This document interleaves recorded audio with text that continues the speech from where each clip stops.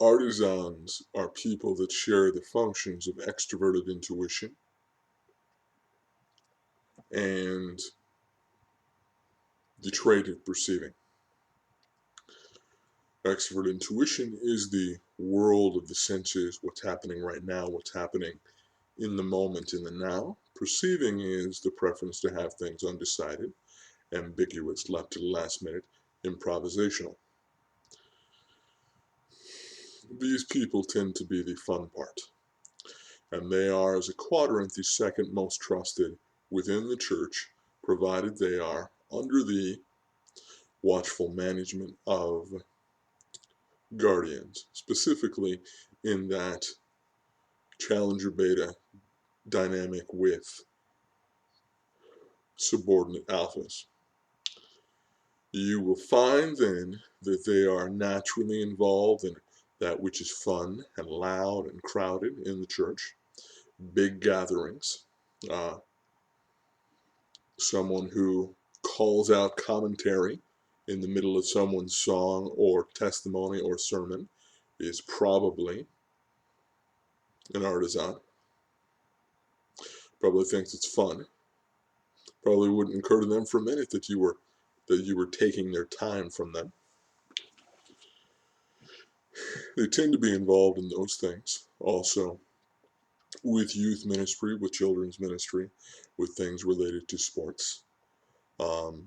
If somebody's fully gained the trust of a group of God's people as an artisan and definitely has that vibe of being firmly under the management of guardian thinking, if you know two sports and are good with kids, they will put you in children's ministry, they will put you in youth ministry. It's very, very easy to get fully engaged with a set of skills.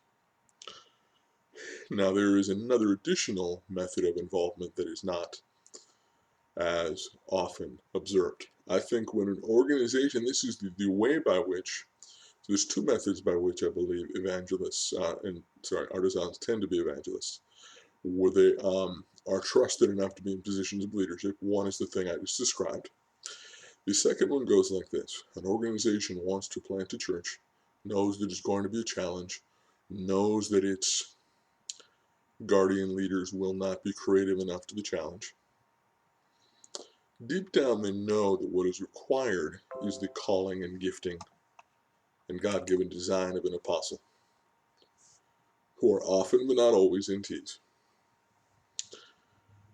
Their fear of those differences, those fear of abstract language use, utilitarian tool use, the fear of those things, combined with a theology that often dismisses the existence of apostles, says, well, who's good at drawing a crowd, creating enthusiasm, keeping people around, and who can we really keep a grip on?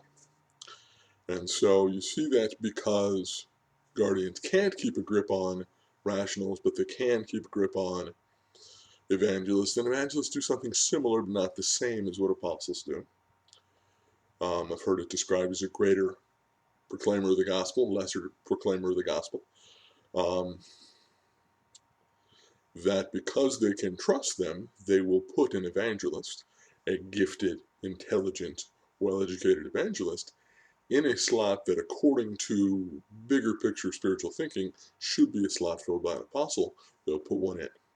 And so you will often see in church plants that are funded by large denominational entities where they put in an artisan in place of an apostle. And you can go observe those for yourselves. You can go observe what that does for whether or not those work or those don't work.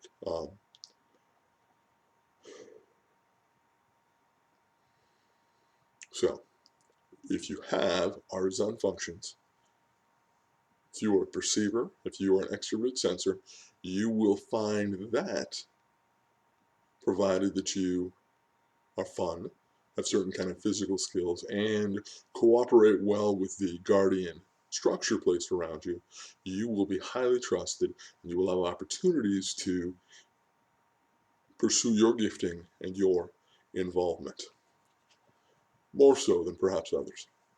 If I have blessed you or encouraged you, please like and subscribe.